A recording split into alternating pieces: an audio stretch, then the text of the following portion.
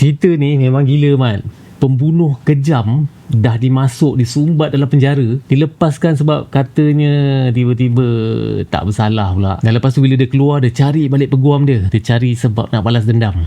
Takut tu kalau aku jadi peguam tu. Tak tahu kau diancam oleh seorang pembunuh kejam. Dalam cerita ni kalau kau tengok, dia punya tenungan dia punya gelak dia psycho siut. So cerita ni dah ada keluar 3 version. Tahun 1962 pernah keluar, tahun 1991 Robert De Niro dulu pernah keluar filem juga. Tapi kali ni dekat Apple TV dia buat lagi sekali 10 episod dengan barisan pelakon-pelakon hebat. Ada Javier Bardem, ada Amy Adams dan ada Patrick Wilson. So cerita Cape Fear ni basically sebuah cerita psychological thriller yang legend lah, evergreen. Sebab tu cerita ni dah keluar 3 version. Dia punya jalan cerita menarik, konflik yang menarik, pasal sistem perundangan yang mungkin sedikit longgar. Orang bersalah dibebaskan, berjalan merayap keluar macam tu je. Dan cerita Cape Fear ni tengah ditayangkan dekat Apple TV sekarang. Ada 10 episod. Minggu ni akan keluar episod ke-8. Tapi aku dah tonton ke semua episod Cape Fear ni. Aku boleh cakap daripada awal, daripada episod 1, korang tengok watak Max Cady yang dilakonkan oleh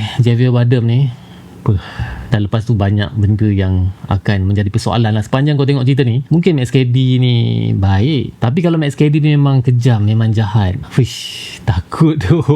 So korang boleh tengok cerita Cape Fear ni dekat Apple TV. So aku nak tanya dengan korang, takut ke tak kalau tiba-tiba ada penjenayah, pembunuh kejam datang cari korang? Cuba komen kat bawah. Nyaman.